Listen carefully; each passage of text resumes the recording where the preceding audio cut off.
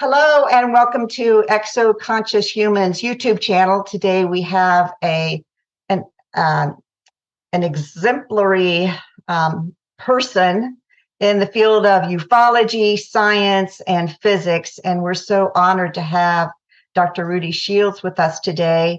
Welcome, Rudy. Thank you so much for being with us. And a real quick announcement, really quickly, please subscribe to our channel, hit the button and subscribe.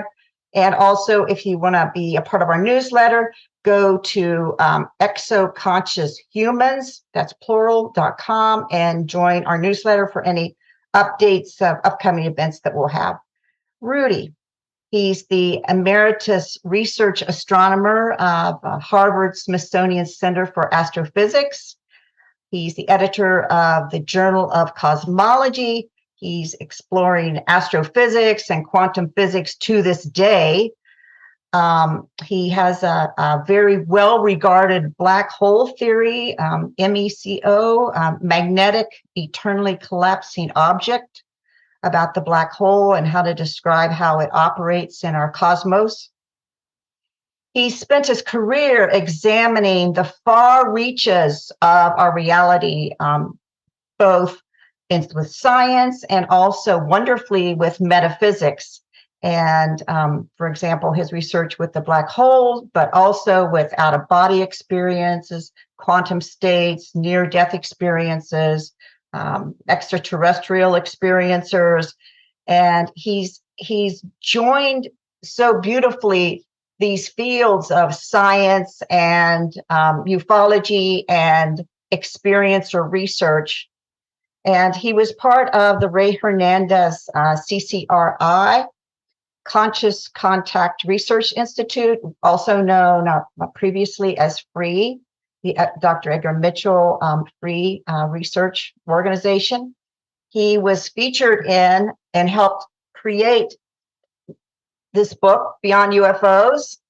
Throughout this book, the foreword to the book, he's in the first chapter of the book, and I think he's in the fourth chapter of the book. So please purchase this book to not only support Rudy and Free, but also to support the experiencers who were part of the survey of over 3,000, I've heard 3,000 and 5,000, I've heard two numbers, people throughout the world who were experiencers and responded to their very scientifically calculated, statistically calculated survey of what experiencers know and believe.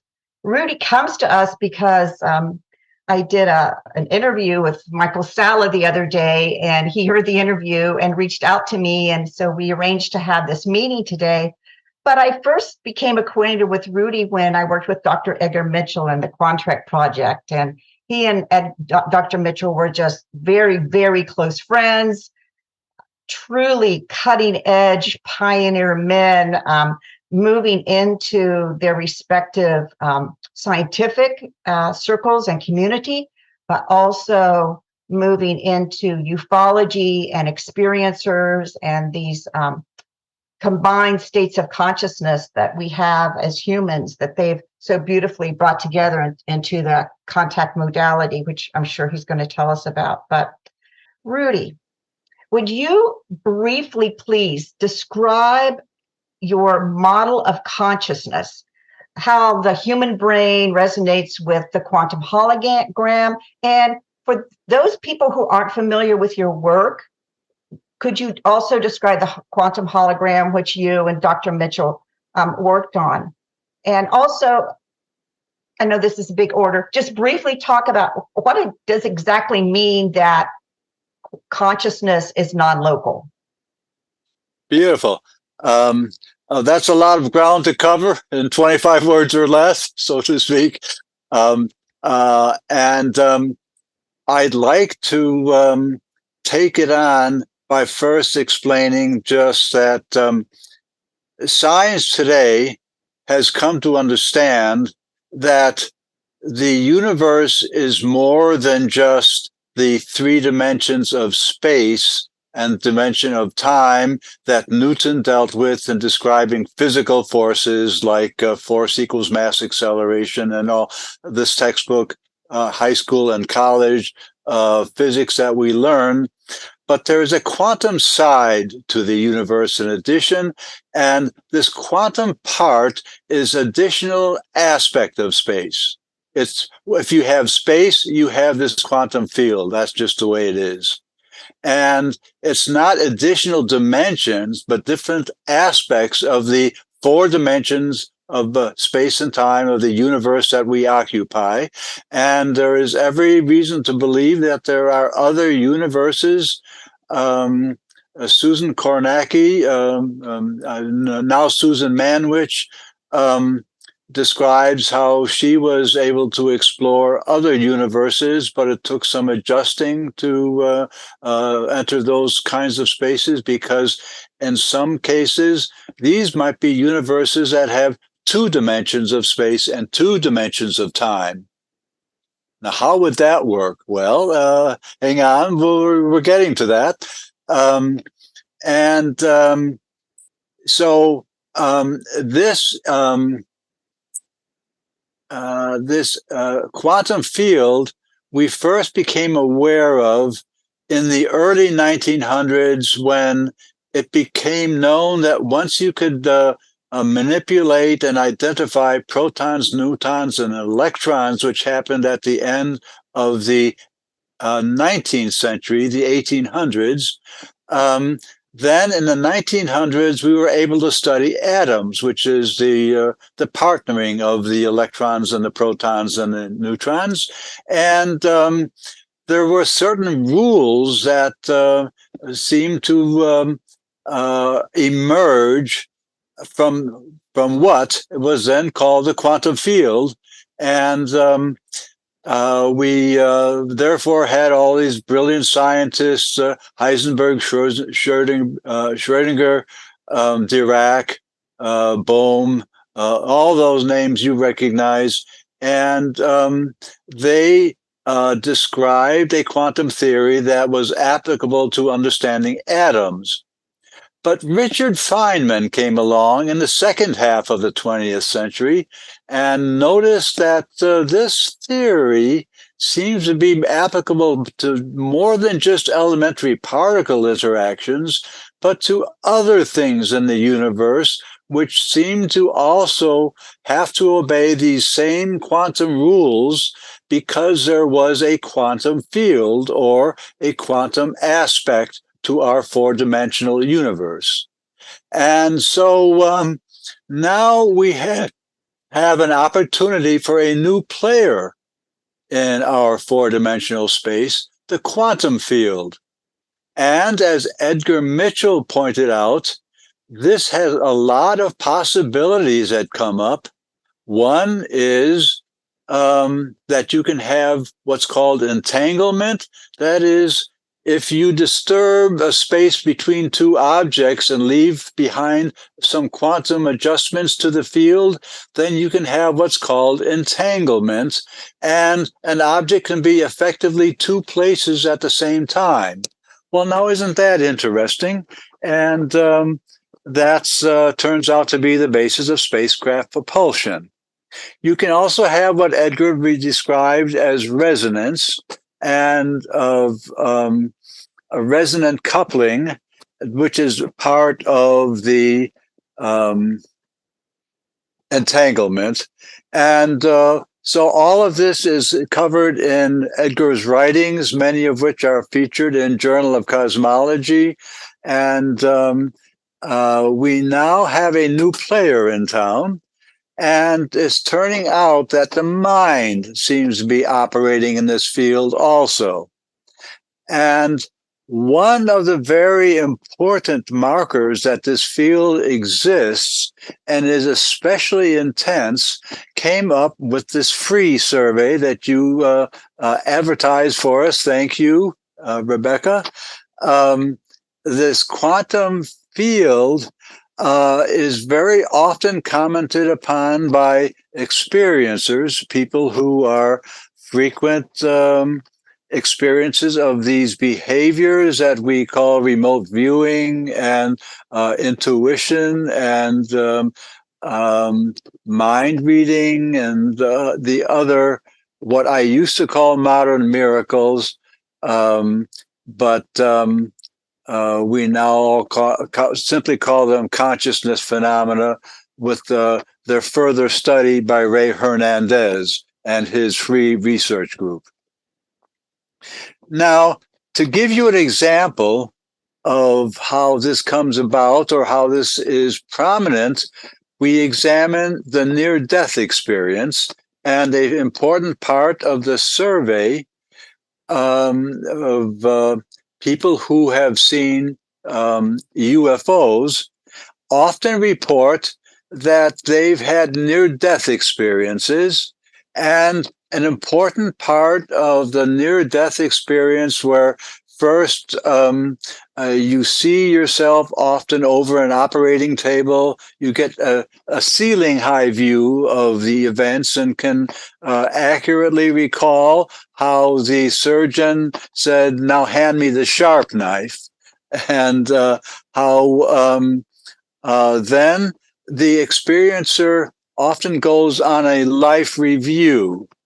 This is apparently normally associated with death, and in the Bible it's called the judgment. It's the guy in the sky with the book, but it doesn't really work out that way.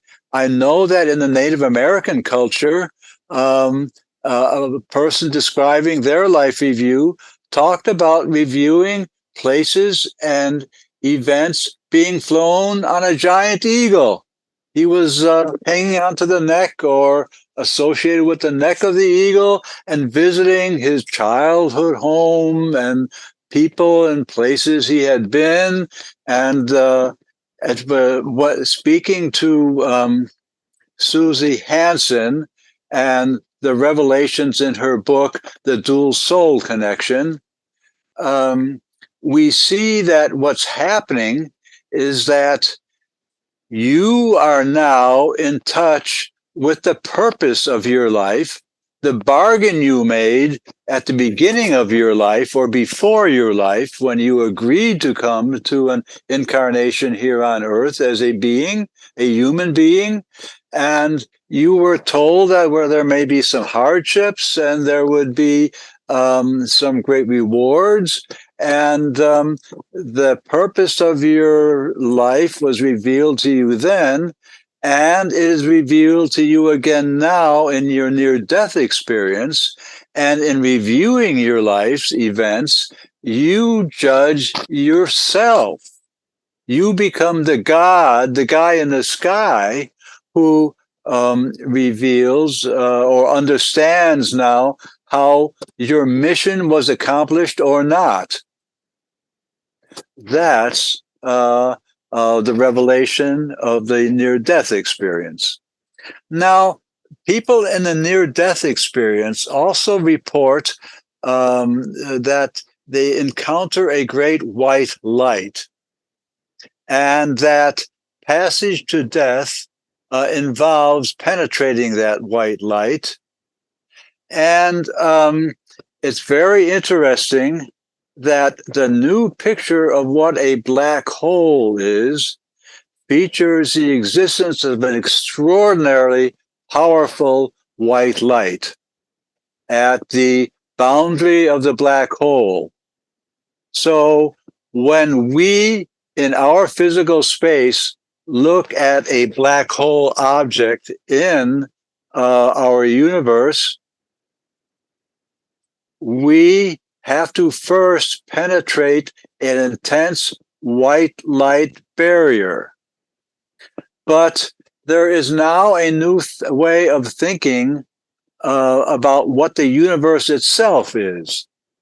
The universe itself is probably an inside-out black hole, where we've come to understand that when we say there's a black hole at the center of our galaxy, we call it Sagittarius A star, and outside of the black hole is a real space with this tremendous bright light at the horizon, and the other side is a pure quantum space.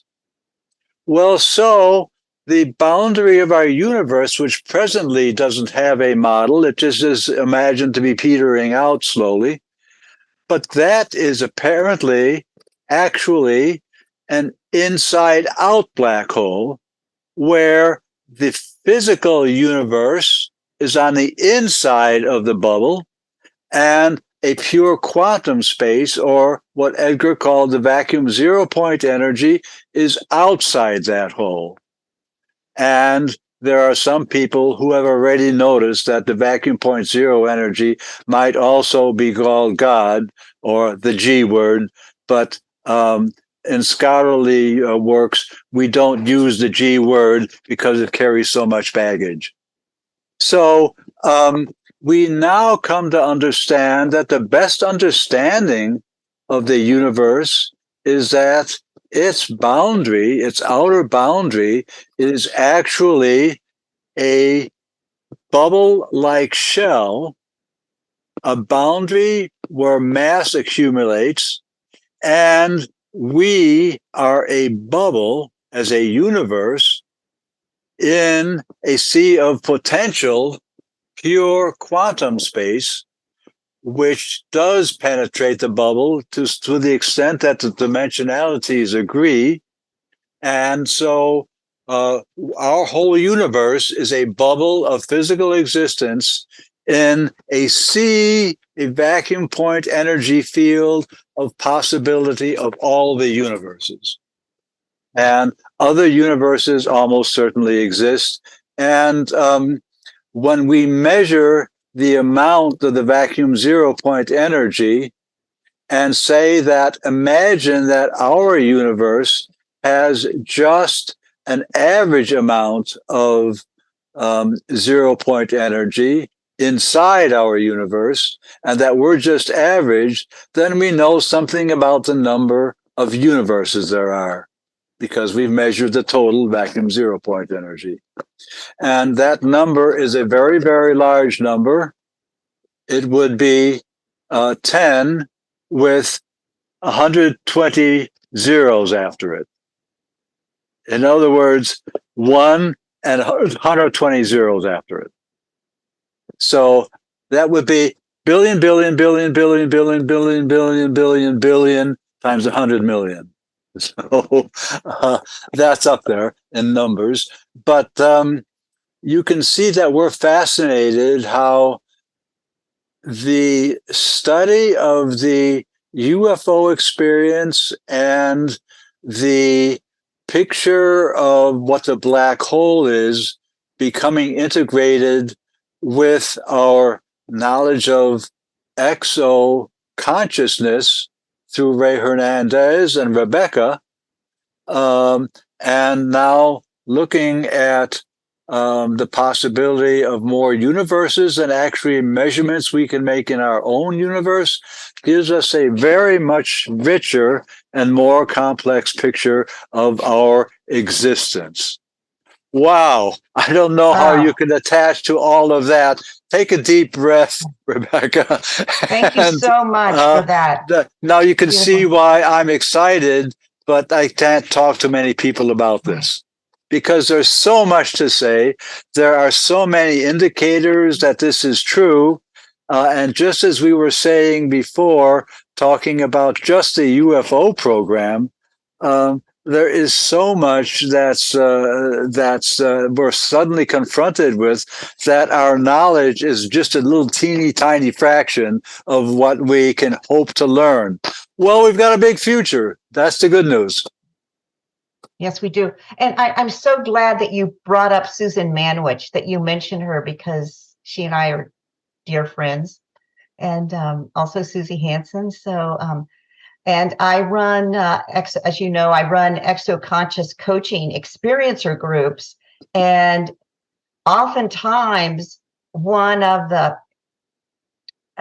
high points of an experiencer's contact is they'll start to receive information about the quantum field, or they'll start to, I know one of my groups right now has been receiving information. Kevin Briggs and Karen McLeod have been receiving information about the void of consciousness. What's the void of consciousness mean? So yeah, there's so much. It seems like there's something about contact that opens a person's intellectual and critical thinking abilities, as well as their imagination, to these possibilities that you discuss. And so in order to listen to you describe what you just described, we all need to practice that open curiosity and just be with what you're saying. But in particular, I'd like to bring it down and discuss for a minute how your theory of consciousness that you just outlined. So you spoke of different dimensions, different universes, and we as experiencers have that feeling that we've lived in other universes. That's a very common thread for all of us. But for the extraterrestrial or non-human intelligence, as you called it in the free group, for the extraterrestrial visitation that's happening here on Earth, within us, within our daily life, within our mind, but also within our physical ability to actually see these beings present themselves as to our normal five senses. How does that interrelate? How does that work? Where are they coming from? Who are they in your theory of consciousness? How are they breaking in? And are we simultaneously breaking into their bubble? Mm-hmm. Absolutely. So, in the first place, I'd like to tell you a little bit about what I now understand about what happens to people who have seen the white light that's associated with the spacecraft. So remember that the free survey, the work of Ray Hernandez and his colleagues, found out that the UAP is very much a phenomenon that involves the mind. And it seems as though people who have seen the UFO often find that they can see kinds of light that other people can't see. So, for example, a UFO experiencer mentioned to me that a UFO was parked outside of his house once, and he said it was so intensely bright, it was unimaginably bright, and yet it didn't seem to have bothered the neighbors at all. Nobody ever asked him about what was that bright thing outside of your door last night. It seems not to have bothered anybody else in particular. And there's a good reason for this, I'm convinced. And that is that seeing this white light exposes you to a new kind of radiation. And the total story here is highly mathematical and complex. It's let's say, beyond college graduate physics. It's a kind of physics of the theory of light emission that's taught to first and second year graduate students in physics. You're learning now the Maxwell equations and their solutions, and your professor tells you that here are the complex equations, and they can be simplified and manipulated in this way. And the simplest solution is the dipole radiation that we detect as radio waves and television waves in our TV sets and in our electronics, and also perceived by the human eye as dipole radiation. And your professor at that time will tell you that there are other forms of radiation that are solution to the same set of equations, but they fall off in brightness or intensity rather quickly with distance. And because they don't propagate much energy away, they're never studied much by power engineers or electronics engineers, and he will stop the discussion right there. However, when you think about it, if the spacecraft is endowed with this intense radiation, it will have what is called the quadrupole radiation, which is not the dipole visual radiation, but other solutions to these equations which fall off with intensity far away from the source, which is the spacecraft. Well, guess what? They affect your brainwave patterns through your optic nerve, and they reprogram your brain, making it now sensitive to a new kind of patterning. And that's the gamma patterning that Dr. Salas and you were talking about, and so on, that people who've been there, who've seen the spacecraft, who've had their brain expanded of sorts, you haven't lost anything in this process, but rather you've increased your brain's ability to receive information. And this information has the form of this quadrupole radiation. And so you become sensitive to this gamma frequency. And that's why, as Dr. Salas basically puts it, you've either got it or you haven't. And those who have got it are very comfortable in its presence. They've reintegrated their whole being around having got it. And it comes up in other attributes in their lives. For example, they become horse whisperers or bird whisperers. They find that they can do telepathy easy. They can do remote viewing easily. They're more likely to have past life experiences. They're more likely to have near-death experiences. A whole plethora or spectrum of phenomena are open to you, and basically you're unlimited in your ability to be open to them, because you have the increased wiring. I want to say expanded wiring, but it's actually probably more of a finer wiring of your brain.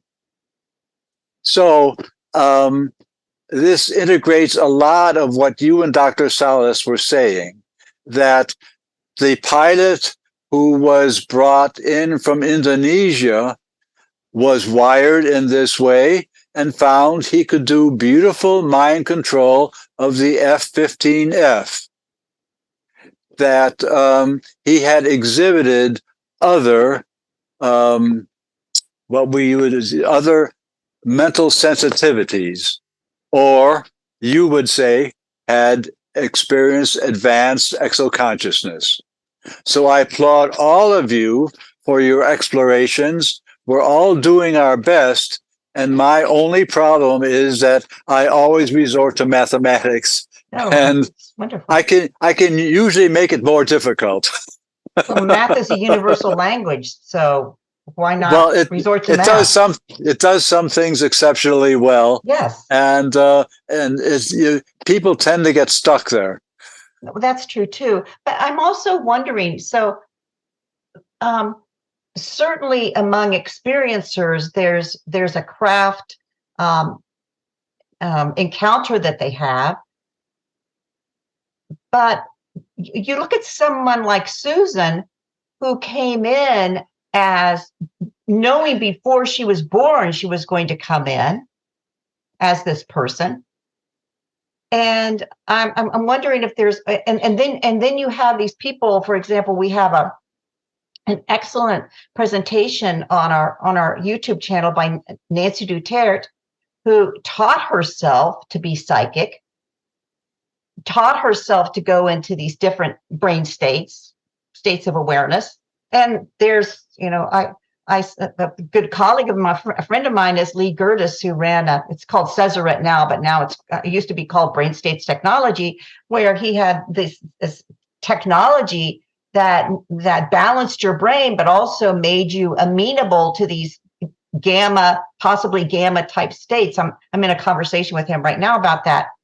So I think it's not just a craft, because I run into people that say to me, gee, for 20 years, I've been sitting in my backyard waiting for the craft to show up, and it never showed up, because they want to have the experience that you just explained of light, but they don't have it. And I look at them and say, well, there's many pathways up that mountain of light.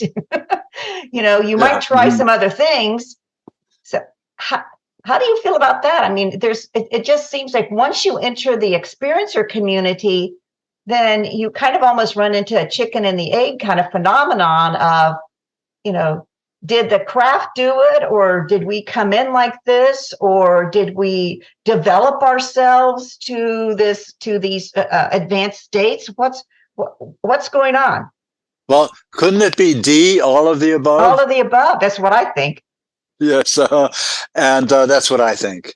And I have to ask myself, why wasn't I given these gifts? Because I find myself exploring them kind of as a researcher, but never having seen a spacecraft.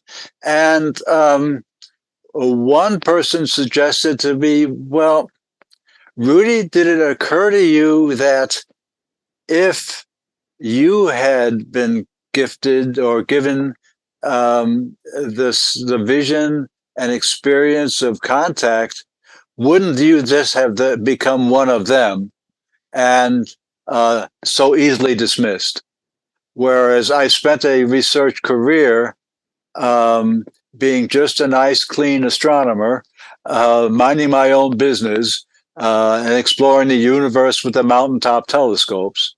And it was really John Mack who drove me into this. It was John who said, Rudy, I'm up against some kind of knowledge that there's something bigger about the universe than we're really understanding, and I'm going to need some help from you. John and I had known each other as social friends, and before the phone call from John, we had him over for dinner at our home in Cambridge, and he and Sally Mack, his wife then, and we were Harvard colleagues, and he was in the psychiatry department, and I was in the astronomy department, and we shared a university and university affairs. And then it was one day I was sitting at my desk minding my own business, doing my equations, and the phone rings, and Rudy, it's John Mack. Rudy, he said to me, in my psychological practice, I keep getting patients who have a persistent problem that seems to have astronomical implications of some kind. Could I talk about them with you? And we may want to keep this under our hats. It's kind of privileged information. These people don't want to be outed for good reasons. And I said, okay, John, I tell you what, you're just across the street from the observatory building where I am. We could meet in the lunch hall area, and we'll find a quiet table in a corner, and there'll be no microphones, no cameras, no anything. We can have a private talk. So he did, and I did, and we met there, and he laid out to me the whole thing about extraterrestrial contact, and we were friends thereafter, and I came to his seminars and met his experiencers and so on, and the rest is history. I took an interest in this phenomenon. Thank you for sharing that. And I also have to share with you, because we were talking previously before we started recording, that I live in Phoenix now, and I was living in Phoenix during the Phoenix Lights. And I was part of the experiencer community, and not one person called me. I did not see the Phoenix lights. And for Oh no. years, oh yeah, and for years, I'm like, why didn't I see the Phoenix lights? Well, I didn't see the Phoenix lights because, well, I was a child experiencer with craft, but I did not see the Phoenix lights. And so I thought the reason I didn't see it in 97 was because I'm not supposed to be a craft researcher. I'm supposed to be a consciousness researcher. I'm supposed to be working with experiencers, not with craft. So Ray Hernandez calls those nuts and bolts guys. And that's right. There is a whole crowd that's interested in trying to prove that they exist. I consider it very marvelous that we have a federal government where heads of security departments testifying to Congress saying, but there's no data. All we have is these flashy reports about people seeing things and blurry photographs. It's all trashed. And he threw his papers down on the floor to make the point.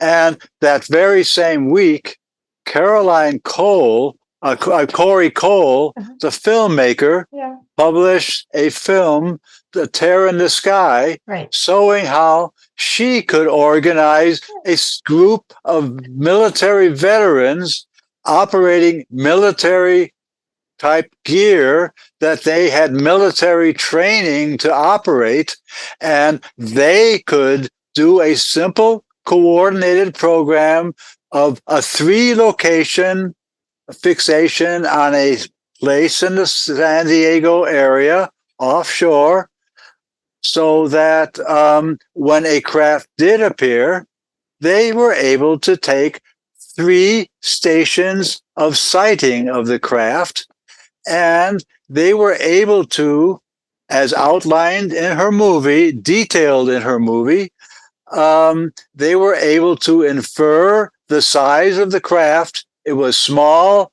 2 or 3 feet in size, and it accelerated away at a humongous speed. I don't remember how she set limits, a limit to it, but it like vanished in a second, all on film and tape.